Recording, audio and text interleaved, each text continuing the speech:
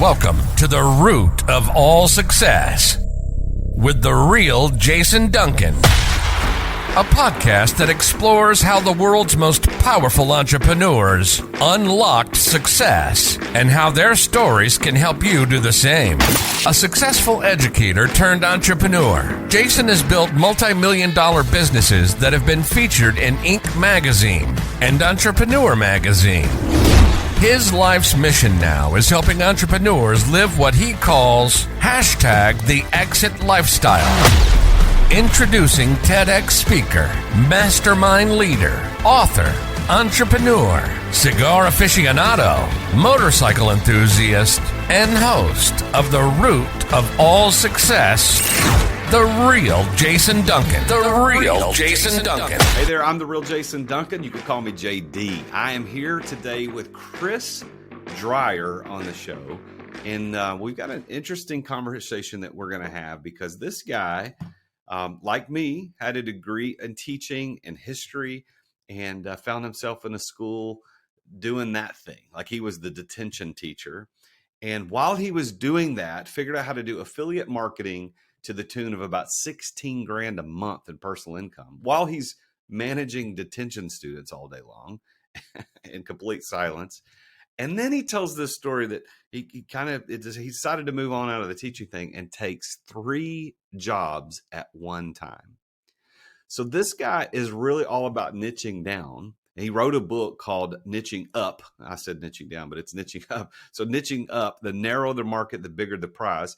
And so this show is going to be about to niche or not to niche, because you look at, he had 2 jobs when he was teaching with the affiliate marketing, and then he was doing teaching. He had 3 corporate jobs plus his affiliate marketing. And now he is the #1 personal injury SEO company in the world. And that is super, super niche. So we're going to have a great conversation. Chris is an interesting guy. His company, he's the founder of rankings.io, which has been on the Inc. 5000 list 5 years in a row, which is the fastest growing privately held companies in the country. To be able to do that is pretty significant. He's doing, I think he talks about 13, he's on a $13 million run rate right now. He's a Wall Street Journal and USA Today bestseller.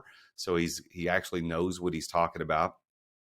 He's a member of the Forbes Agency Council, the Rolling Stone Culture Council, Business Journal's Leadership Trust, the Fast Company Executive Board, and the Newsweek Expert Forbes. So this guy's no slouch. His journey has been very interesting, and we're going to get into all of that, talk about his time being a professional poker player, his time doing all the things he's been doing, and getting to this niche of being an SEO company for personal injury attorneys. So we're going to talk about some things. I want you to pay attention to what he says his definition of success is and the keys right towards the end of the show. And so why don't you help me welcome Chris Dreyer to the Root of All Success. Chris, good morning and welcome to the Root of All Success. Thanks for having me here, Jason. Well, man, it's one of the cool things about doing a podcast, as I say a lot of times, is I get to meet some interesting people. And interesting people that I probably wouldn't otherwise come across in my daily life as just a normal human. But you've got a pretty eclectic background, and for whatever reason, we're here having this conversation today because of your success. So I want to first of all kind of get into your background, because one of the things that I found interesting in your bio is that you went and got a history degree. You've got an education degree in history. I don't know if you know this or not, but I have a master's in education and I taught history.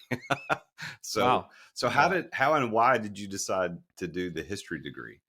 I wish I had this direct path to get this degree, but the truth is I wasn't the best student at all. I was partying. I was not going to class.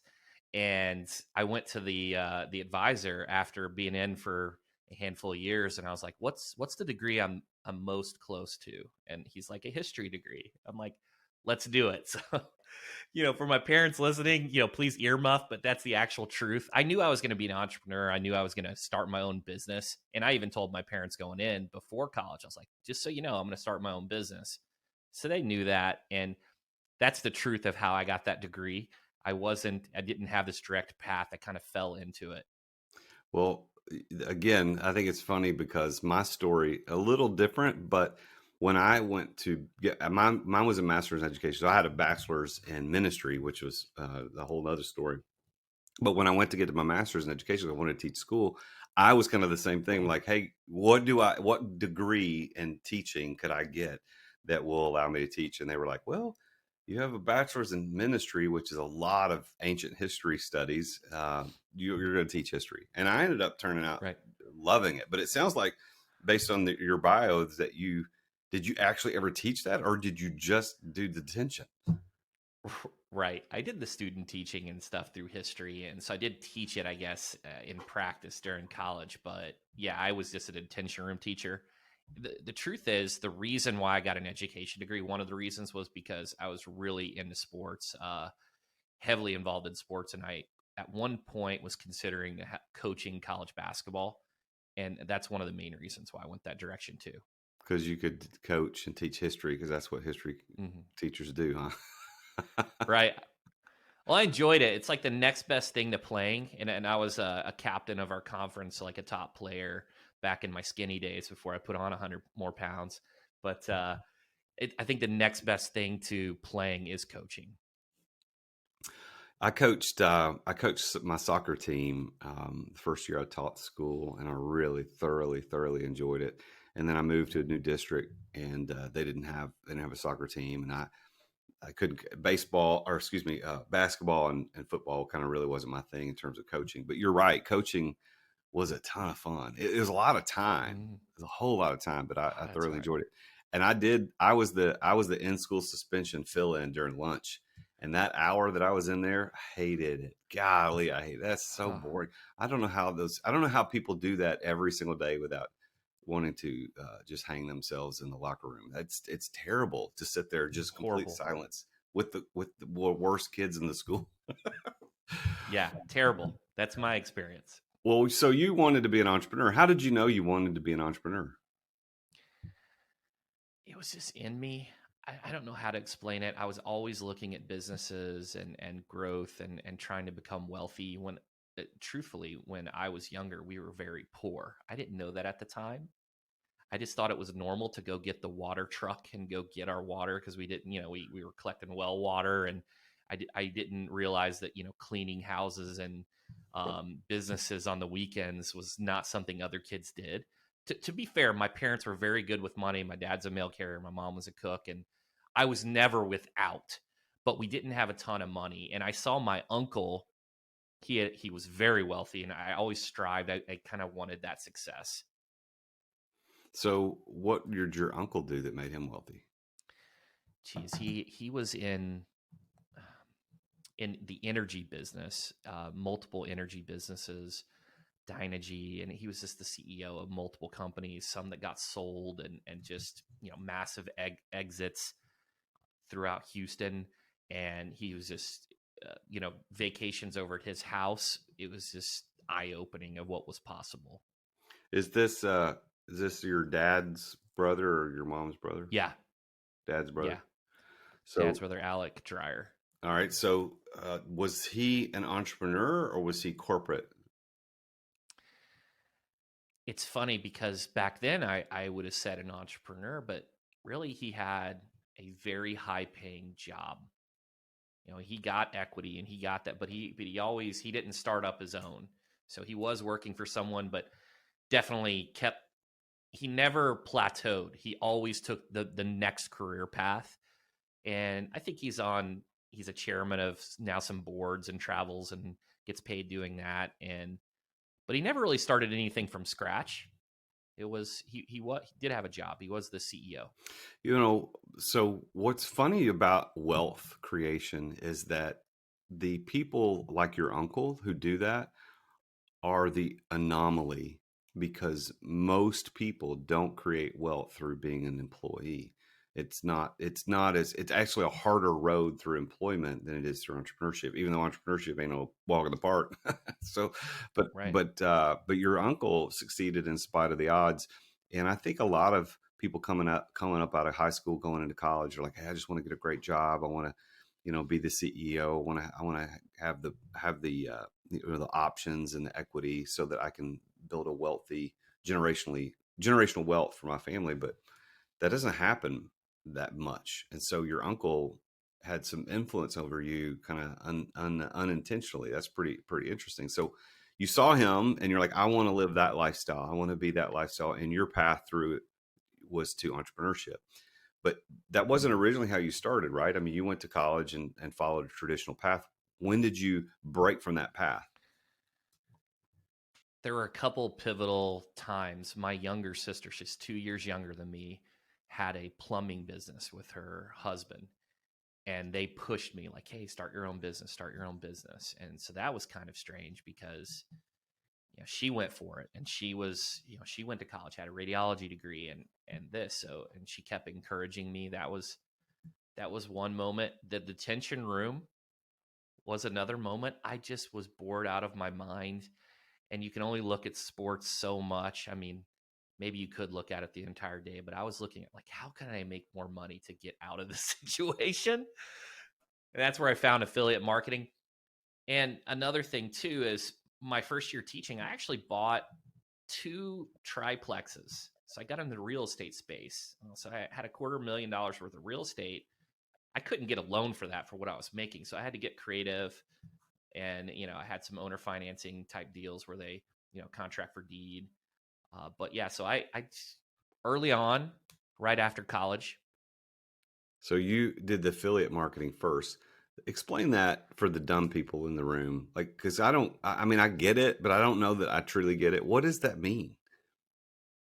It's just selling other people's stuff and making a percentage and getting a cut. There's so many products out there that need to be marketed and sold. And instead of creating your own, you can sell someone else's and make, get a percentage fee. Well, what were you marketing? What was it? I have so many. I ranked number 1 for Double Chin for 3 or 4 years. So I had I was doing Google AdSense primarily for that. What is that? You said Double Chin? What is that? Lose a double chin. Instead of like a weight loss and fitness site, I did lose a double chin, and I ranked really well for that because it didn't have the competition. Seriously? For like 3 or 4 years. Yeah. Ranked number 1 for Double Chin. Staying Concrete, ranked number 1 for it. Ranked number 1 for acai fruit back when that hit Oprah and exploded. I had portable generators, alcohol queries. I mean, you name it. Pastry chef, equestrian horse riding, some weird stuff all over the place. And I would just find a product or something the consumer liked, and I would sell it on those sites. All right.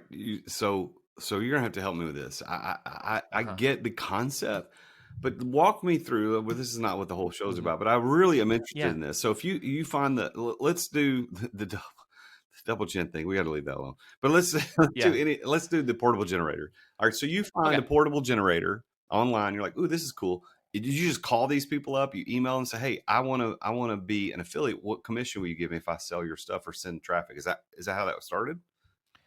Most of them already have pre-established platforms and pricing and even collateral to help sell the material. Yeah. And there are some universal sites that have many products, CJ Advertising, Amazon Associates, and those are the main 2. And I'm not even sure, it's been so long since I've been out of the game, but Amazon had this, and I believe they still do this gigantic affiliate partnership where basically anything on Amazon you could sell. And the great thing about Amazon was, even if you're selling a portable generator or a book, people don't go to just Amazon and buy one thing. Once they're tracked from your website and they buy their entire Christmas shopping list, you get credited and commission for all of that. And that's what I was doing. I just found different affiliate programs and I sold these goods. Staying Concrete, I was selling like, the different epoxies or the tools that you used. But when you did that, like, so you found this and you said, I found this generator. They had an affiliate program. So did you just spool up a website that drove traffic to that? How did that work? Yeah, back in the day, Google gave a benefit to exact match domains. So if your domain was doublechin.com, you had a significant chance to rank for that phrase. So I was buying these very specific domains and then setting up a website. I was self-taught learned how to build the website myself back in the old school Dreamweaver days before WordPress, and was just cutting my teeth. And I started to develop a team that helped me write content and learn systems and processes, which really translated well into business in the future. And that's what I did. And I'll tell you one other thing, that generator site, it's funny. One day I logged in and I'm like, all my generators were sold. Like I was sold out. I'm like, what happened? Well, it was the hurricane in Florida. And I just happened to have this website and it just exploded. And there's other weird stories, and I can tell you some of those if you're interested. Yeah, well, this is fascinating to me. Primarily, well, there's two reasons. Number one, I'm just really curious about how people get into entrepreneurship and how they take risk and they innovate, because that is what an entrepreneur is. They take risk and they innovate, and that's what separates us from the employees. That's because they're not taking risks the way that we do. They're not innovating the way that we do. So I'm interested in that. Number two, the second thing is I'm working on my own little affiliate deal on the back end of something that I really don't know what I'm doing. I bought the domain. I've got something going on in the back end, and I'm trying to figure out, how do I do this? How do I make this work? So I've got a little selfishness in me and wanting to know, but also primarily because of it's an entrepreneur's thing. So when you did the generator thing, for example, you just set up a site, you linked it to their site, they're tracking it. So if somebody buys a generator, they send you a check for some commission amount. How much money did you make off doing, double chin or generators or stamped concrete? What, give us a sense of what type of money someone could make doing that. I started the first year in the detention room. By my second year teaching, I was making about $16,000 a month doing affiliate marketing. That's insane. Yeah, that's insane. That's about what, 160,000? No, that'd be more than that. It'd be $180,000 a year. Yeah, close to 200K. There were some up months that were way more than that, and then some that would level off. But most of the time I didn't drop below, like, say, 12K. But then I would have some crazy months when just things occurred in the environment.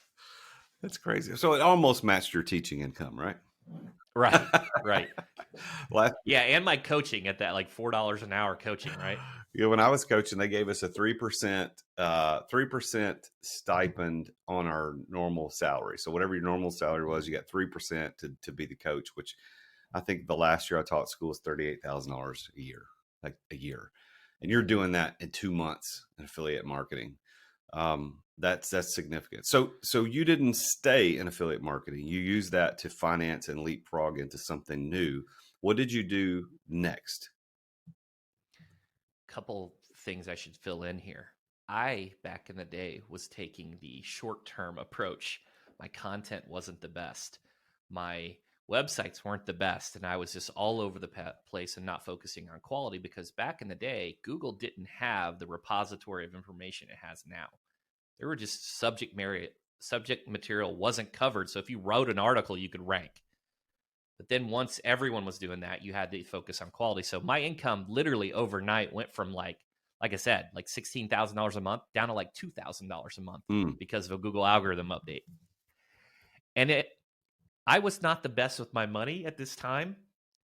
I was spending it. I was having a lot of fun, and I had to get a job. So I got on Craigslist and I typed in SEO, and I fired off my resume so much that I actually hit a filter on Craigslist that didn't allow me to send my resume out for like a week. These damn robots trying to send their resumes out, Okay. So you sent, so your income drops like a rock because of the algorithm. And again, these damn algorithms. I mean, that happens on Instagram all the time. You could be flying high, and the next day nobody sees your stuff. I don't understand what's going on. So you're a victim of the algorithm. You start sending out resumes. What happened next? The next one, and I haven't told this one very often, but I actually got hired by 3 companies. And the logical person would just take one, right? Well, I accepted all 3, and I had this team of affiliate marketers, and I was a remote job, so I actually worked at all 3 companies. and that Seriously? was a real balancing act, and that led me to some issues, with like meetings, like overlapping and stuff. But I managed to make it work for about 2 years. Are you kidding me? So you had 3 legit full-time salary jobs working from home, working remote. You're doing your affiliate stuff too, trying to keep that going in the background. So, all right, Mhm. this is the ultimate job hack. So, what were your salaries across each of these three jobs? I mean, 30, 40K. Oh, because They were they low. Yeah. weren't real high, but No. so 30, 40K each. So you're pulling in 90 to $120,000 between the three, plus you're making another Mm-hmm. 20 to 50 grand on affiliate marketing. So you still got a pretty good income. You're just working a Mm-hmm. lot. So there's a lot of hustle in that. Okay, next, what happened after that? I got to see the inside of the agency world, and I I learned what not to do. And I basically learned how to sell professional services. And I just thought it's the classic, I thought I could do better. So I started researching it. I started building, my company on the side, started getting testimonials, starting building my personal brand, and then put in my notice and then started my own career. And we could talk about the tactics to get revenue really early on and things I did, but that's what I did. I saw the space, I thought I could do better, and I just jumped right in. So you worked on these three jobs for 2 years, plus your side gig of doing the affiliate marketing. Did it come crumbling down, or did you just decide, I'm not going to do this anymore, I'm going to go out and do my own thing? The affiliate marketing lasted for it diminished because I didn't give it any attention, but I still made a decent income, like passive income, a couple thousand a month for, geez, I don't know, 2 to 3 years or more. And so that really helped make this transition because I wasn't, I had some income. And the thing is, I hustled and I signed, I believe, 3 clients that first month as an agency owner, and it basically replaced my salaries. So it took a lot of the pressure off. I took some gigs that I would never take in a million years now. Some just terrible jobs that probably they went to other agencies and no one would take, work, do these things that they wanted. And like, I'll do it. and, and that's how I got started. So it didn't come crumbling down. It sounds like you chose to walk away. So you kind of walked Yeah. away into your own agency, and your own agency was doing what, SEO? That's what you were going to do. Yeah. I launched as attorneyrankings.org and we did design, SEO, PPC, and social. The thing is, it was basically, I would do anything I was not very selective. Any weird project I would take to generate revenue at the beginning. So why attorneys? What was it about that said that they need help? I'm going to help them. I thought the agency space was really saturated with competition, so I wanted to pick an industry that I could focus on, demographics and marketing and all these strategies. And I also wanted one that was more recession proof. Had a history of being there forever instead of picking like some obscure SaaS or thing that could change. Legal's been around forever. I knew that more and more attorneys were graduating every single day and that there was going to be competition because there was just so many of them. And with saturation and competition demands expertise through marketing. So I knew there'd just be a big opportunity, and that's why I went that direction. So that makes sense. I mean, that's a well thought out intention on your end to say, I'm going to go into attorneys and help them, specifically Mhm. personal injury attorneys, right? So in the beginning, it was all attorneys, and it took a few years before, actually like 8 years before I niched down even further to the PI space. Yeah, it makes sense. Anytime you drive into a city, you're going to see nothing but personal injury billboards. If you turn on daytime television, you're getting hit by 5 personal injury ads in a row. It's just everywhere. They have it's the most saturated, most competitive, and because of that, they need the experts more so than if you're the only trademark attorney in a city. You don't have any competition by the nature of being the only one. You're the best. Mm. So that law that allowing attorneys to advertise that way is relatively new, isn't it? How long? When did that law pass to let them advertise? I'm not sure exactly. It was around a few years before I started. The biggest thing that they've changed is like trade names and usage. Back in the day, the firm had to be the name of the attorney. Now you can use trade names, and there's some other things that have been lifted. For example, in Arizona, They have ABS, and they're kind of pushing towards non-attorney ownership with certain regulations, and that's a big shift because then there's private equity and consolidation and all these things occur. So there's changes, but they're big advertisers for sure. Yeah, I mean, as a kid, I don't remember seeing. Of course, I also don't remember paying attention to that, but I don't remember seeing the attorney billboards and on the back of the yellow pages. But as a young adult, I remember watching that just explode, and they were everywhere. There's a guy here in Nashville, Bart Durham. I don't know if you know. I know. You know Bart. Yeah. Let's see what it was. We demand it. You need justice, and we demand it, or something like that. I don't know what it was, but I mean, he's been doing commercials, it seems like forever, but because it allowed them to start advertising and open up an industry for you to step in and do some SEO for these attorneys. And so now, what's the name of your business? Yeah, it's rankings.io. And that is specifically for personal injury attorneys.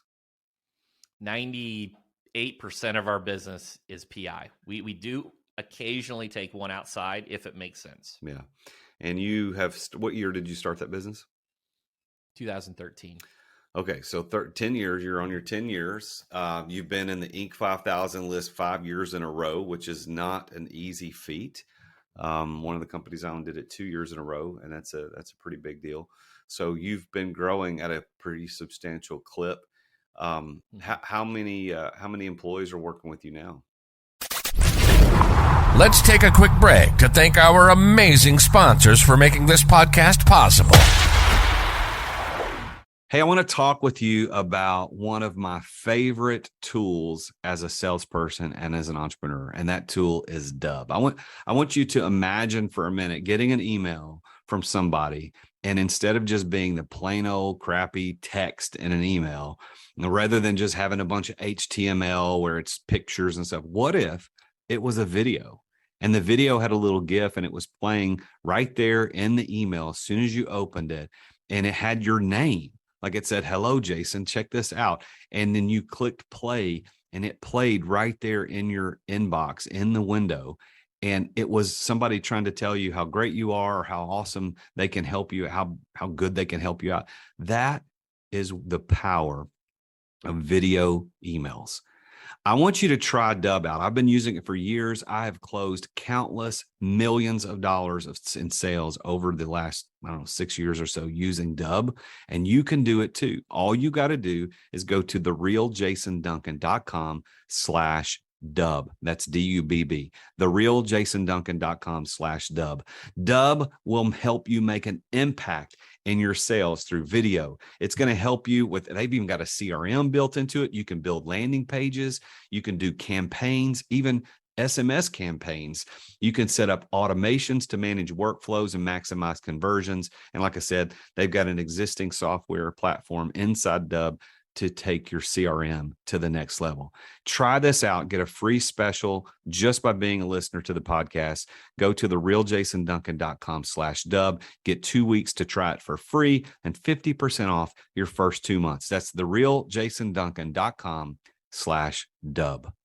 I love talking about this sponsor because it's oftentimes a lot of people talk about sponsors on their shows or have sponsors, and they either don't use them or they might have used them once and they're not really in love with it. They just take their money. And certainly there's nothing wrong with that. But this sponsor, one of my sponsors of the podcast is Story, STORYY. 2 Y's. Why? Because they're awesome. If you've ever wondered how these influencers do their Instagram reels and their TikToks and their YouTube shorts to look so amazing, where they've got the zoom cuts and the pop-ups and the on-screen illustrations, whether it's cartoons or actual images or videos that get responses, that people go, "Ooh, I want to talk to that." If you want to know how people do that, that is exactly what Story does. They take your videos and they make you look like an influencer. They make you become an influencer. And they will post it for you. They'll write the captions. They'll add the relevant hashtags. They put it on the platforms that you care about the most. And after that content's posted, they take it even one step further to boost it to your past clients, your leads, or anyone that you want to target. And they even have someone log into your social media profile to engage with other people's posts to drive engagement on your profile. Story truly takes the headache away from doing social media content from start to finish. And they have a mission to help people nurture and cultivate their relationships by sharing your message digitally. And they even have an app that makes it easy to upload your content and track everywhere your video is at. I've been using them for a long time, and I told them, I said, look, guys, I love what you're doing. I want to recommend you to everybody. You need to be a sponsor of my podcast. And so they're a co-sponsor of this podcast, and they're also the exclusive sponsor of my live webinar series, Entrepreneur Master Series, because they're that good. I tell everybody about them. So go to therealjasonduncan.com/story to learn more. And that's therealjasonduncan.com/story, STORYY. Why are there two Y's? Because they're awesome. You'll get 10% off your first 3 months if you go to that link, therealjasonduncan.com/story. Thanks for listening to our sponsors. Now, back to the show. Right now, we're approaching that 40 employees. We're on a run rate of around 13 million right now. Wow. That's pretty good. Significantly different than $16,000 a month in affiliate marketing. Huh? Yeah. Oh, yeah. That's awesome, man. So what's next on your agenda? You've written a book. Let's talk about the book, niching the niching up. The narrower the market, the bigger the prize. Where did that book originate in your mind? Really, from my journey into just niching further. So legal, then to the personal injury space, and not very many people take this leap, but there's many advantages. Everyone always thinks about decreasing your TAM, your total addressable market, but they don't think about the advantages of perception, of eliminating waste, and expertise, and all these things that can increase the value that you provide to your consumer, which in turn, when you have more value, you can increase your fees and your profit margins. So it was just my personal experiences. I could say, hey, this is what worked for me. Here are the pros and cons. And, I think, and I'm very self-deprecating. Like I didn't do everything right. And there were many learning lessons, but I just had a story to tell. And that's where it came about. I think the strategy personally for my side could have been better executed. Like I don't have a course. I don't have a way to monetize this book. It's just more authority building and building my personal brand. And I just wanted to do it, honestly. When did it publish? October, I believe, October 2022. Oh, so recently. So not very long. Yeah. So did it accomplish everything that you thought it would when it came out on like the launch and the authority building that you wanted to do? Did that happen? I marketed the hell out of the book, and I can go into the strategies that I took for marketing, but it did better than I thought. And we sold, we've sold about 5,000 copies in that first month or two, and we hit the Wall Street Journal and US Today bestseller list. Matthew Perry's book came out, and he just beat me. I was the number 2 spot, and he was number 1. But yeah, and I went all in on the marketing, and basically, for every $5 I spent, I've made about $1. So it's been a great investment. Oh no, that's not good. That's not good at all. That is the kids don't do that. Don't do that. Right. But it's like reverse. But the $5 you spent on marketing, where you made $1 directly from the book, you're going to make $100 through indirect authority marketing, right? I think so. I've had in my space, even though it's not written for personal injury attorneys, I've had several come up to me that have read my book, and I know that there's some authority from that. So this whole thing of niching, I'd be interested to kind of dive into this a little bit if you're willing, is that a lot of people say, as you indicate in the title of your book, niching up, the narrower the market, the bigger the prize. There's britches in the niches, people say, and you got to be niched. You can't be everything to all people. But you didn't niche at first. You were super wide, and it took you a long time before you niche. So where is that inflection point for us as entrepreneurs to say, now we niche, but before that we throw as wide a net as possible? Such a great question, and it's taken me a while to have an answer for this. And this stems from the book, Epstein's book, Range. Range talks about how you need to have these experiences before you find what you have a purpose and passion for. And like it talks about the famous tennis player Nadal, where his parents put him in all types of sports: baseball, basketball, football, who knows, soccer, tennis, and he was very good at tennis. But imagine if his parents just put him in basketball at the beginning. Who knows what would have happened? It's very unlikely to have been a great basketball player. And what I say as it relates to niching is you need to have all these experiences and collect all this data and to determine what you have a purpose, passion, and also where you can generate a profit. And that's what it was. So I had all this data. I was in the legal space. I was, oh, look, here's this opportunity from the data. And my data was 70% of my revenue was coming from less than 50% of my clientele. Very clear that there was a big opportunity there for me. So are you saying then that the niching will occur later in a more mature experience as an entrepreneur, not at the beginning?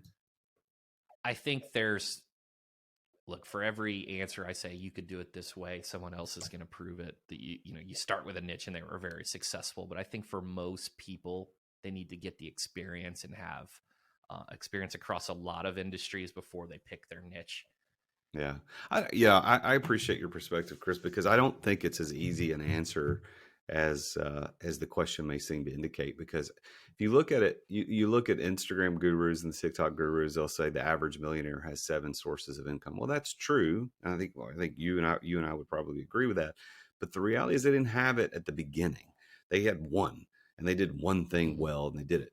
But then again, if you pulled back the layers a little bit more, in that one source of revenue or income that they had, they were probably casting a pretty wide net in whatever it was they're doing. For you, it was affiliate marketing. You're cast a wide net.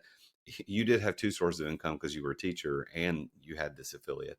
But for the most part, you're one income dude, but you cast a pretty wide net. And then as you grew, even though you had those 3 jobs for a while, you niched down once you had the experience. And I think that's the lesson for the listeners to say, well, no matter where you are in your journey, there may be a time when you have to spread the net wide. There may be a time you have to niche down. I would encourage people to pick up your book, The Niching Up. The narrower the market, the bigger the prize. You can pick it up on Amazon, I'm sure, and any other place. It's a Wall Street Journal bestseller and USA Today. That's not an easy feat. I'm launching a book in a few weeks, my first book. And congrats. I'm anxious to get on the list with you, man. So that's not nice. It's not easy to do. So congratulations. Why do you think your book was so successful? There are a few things that I did. One of the most beneficial things I did was I reached out to anyone that had a giant email list, and I bought a dedicated email from them. So I basically piggybacked off of their list. So just giant lists, I would pay for a distribution to like 1 million readers, right? So I did that on a ton of lists versus having my own, with 30,000 users. Like that's not going to get me any sales. So I piggybacked off some lists. I pumped the Amazon ads. Those are the 2 big things. The Amazon ads, they're kind of rudimentary, but once you start to figure it out and get enough data, you can really do well there too. Nice. Do you think this will be the first of multiple books, or is this your one big book?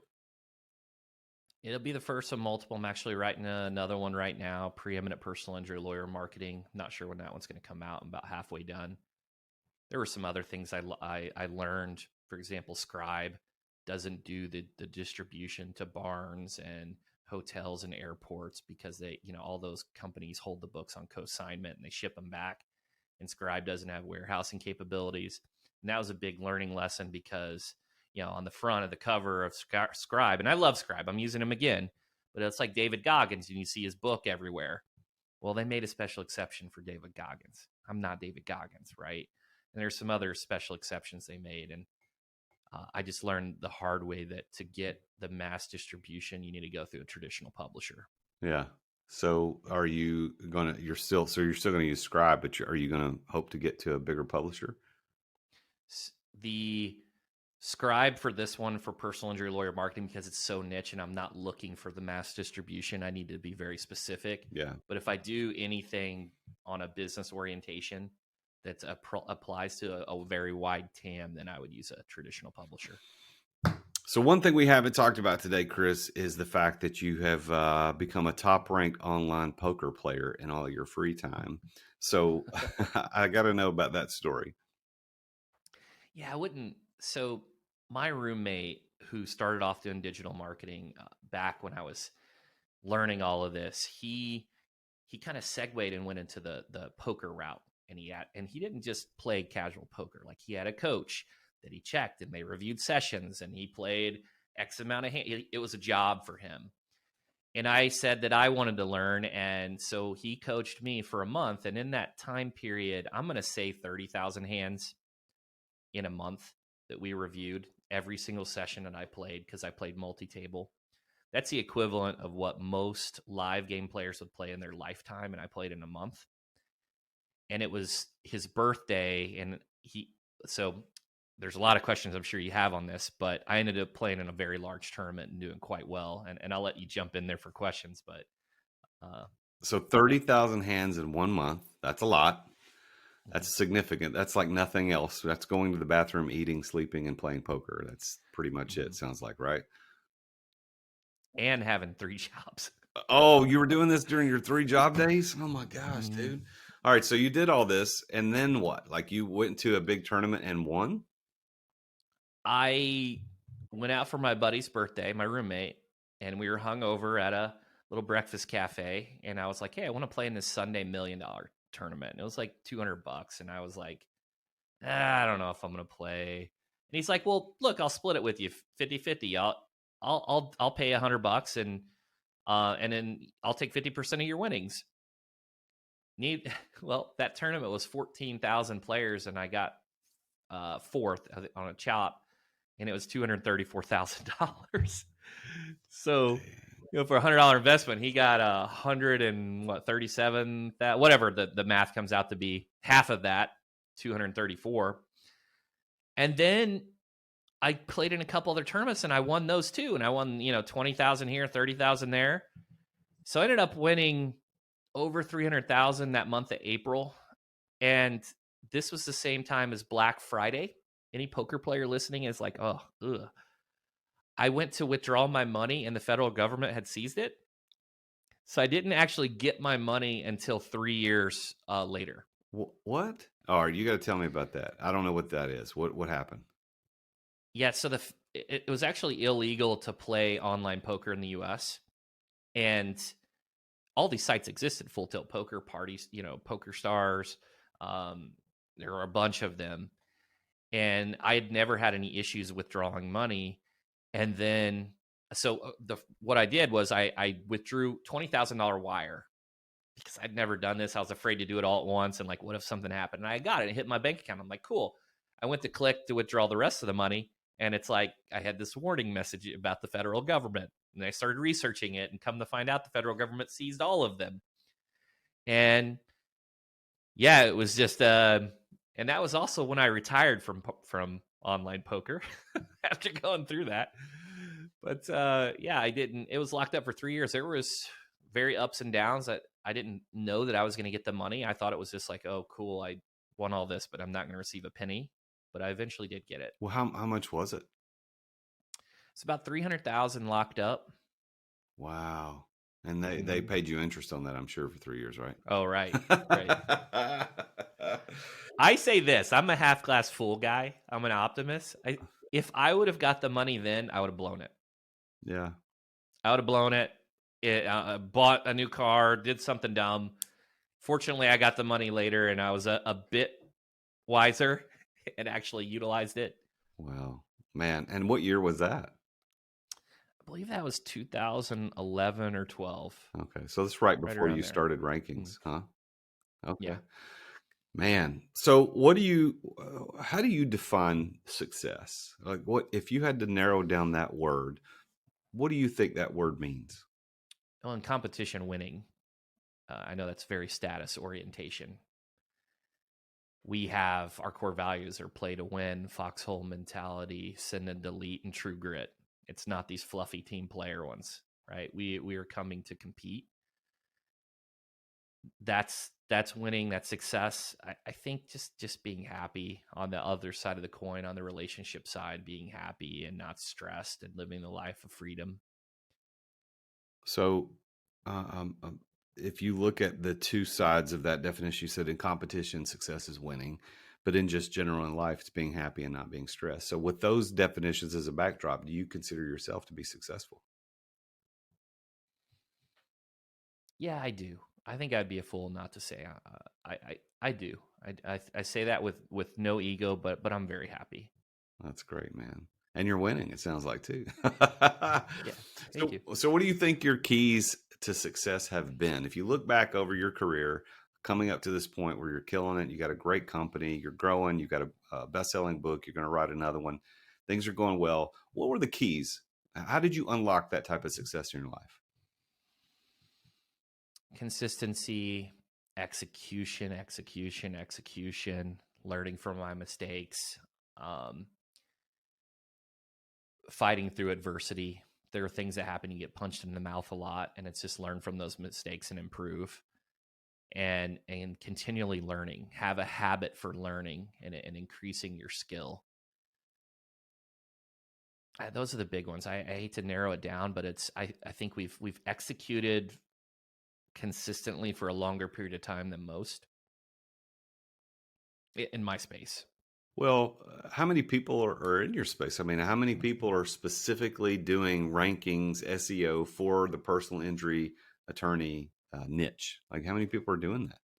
That's you. You're it. That's us. It's funny. I have some competitors, and I was on a panel, and I mentioned this in the book. I got introduced by the host, and they're like, "This is so and so," and the gentleman says, "We do SEO, PPC, social media stuff for lawyers, right? Just lawyers." The next person was introduced, and she says, "We do SEO for family law, divorce, and PI." And then I was introduced third. This is a true story. "We do SEO for personal injury lawyers." If you're a personal injury lawyer listening, who's the most appealing?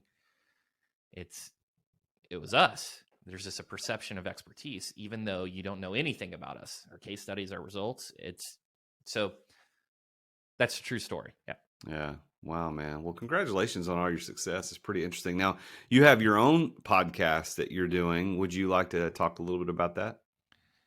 Yeah, it's a PIM, Personal Injury Mastermind. I interview the top personal injury attorneys in the space and other, in the legal vertical. So we've had, some just really heavy hitting PI attorneys on there: Daryl Isaacs, John Gomez, Bob Simon, Matt Dolman, just Mike Papantonio, just some really big time attorneys on there. And it's a great resource to learn. It's a great feedback loop. So if you are ever somewhere and you run into Chris with your car, just go away as fast as possible, because he knows everybody who can help him. Don't mess with this guy. He knows every personal injury attorney on the planet. You do not want to be involved with a lawsuit with Chris Dreyer. Well, Chris, it's been great having you on the show, having this conversation. I like to give the guests kind of the last word. So if you've got any advice or just a parting thought, anything you want to say before we finish up the show today. Geez, great question. Put me on the spot here. I'd say just focus on creating more value. With value allows you to charge higher fees and to create more profits. Just focus on value above all. Well, that is a great piece of advice to end the show with. So, Chris, thanks for being here, man, and continue your success. I know you will, and thanks for being on the show. Jason, thanks so much for having me. Well, there you have it. Another very successful entrepreneur about his journey to success. Chris is an interesting dude. I remember when his agency reached out about being on the show, and I was like, I don't know, like what would a guy that's working in the personal injury attorney space, like what would we talk about? It sounded so narrow, so niche-y, and yet what a great conversation with Chris. I loved his definition of success. He said he kind of defined it in two ways. If you're in competition, success is about winning, and that is true. And then just generally being happy and not stressed out in life, that is success. And he gave us his keys to success, which were consistency and execution, learning from your mistakes, and being a continual learner. And I want to kind of pause on that spot right there. As we finish this show today, I want to encourage you as a listener to be a continual learner. Thank you for listening to this show and learning from it. I hope that you're subscribed to it, and I would really appreciate if you'd leave me a 5-star review. It means more to me and to the rankings than you might imagine. But are you continually learning beyond just listening to the show? Are you taking courses? Have you hired a coach? Are you spending the time studying the things that you want to be proficient in? I hope that you are. And if you need any help with that, please reach out to me. You can follow me on Instagram or LinkedIn or YouTube at The Real Jason Duncan. But I appreciate you listening. I appreciate you tuning in. Please tune in again next time when I talk with yet another very successful entrepreneur about his or her journey to success. Until then, I am The Real Jason Duncan, and Jesus is King. Thank you for listening to another edition of The Root of All Success with The Real Jason Duncan. If you've enjoyed this week's episode, visit therootofallsuccess.com to access the show notes and other helpful resources. Follow Jason on social media at The Real Jason Duncan. Are you an entrepreneur who feels trapped in the weeds of daily operations, not experiencing the freedom you thought you'd have as a business owner? Want to know the way out? Take Jason's free exit readiness assessment to see how close you are to getting ready to experience true freedom and success as an entrepreneur. Go to amireadytoexit.com today. That's amireadytoexit.com. See you again next time here on The Root of All Success. This podcast is a part of the C-Suite Radio Network. For more top business podcasts, visit c-suiteradio.com.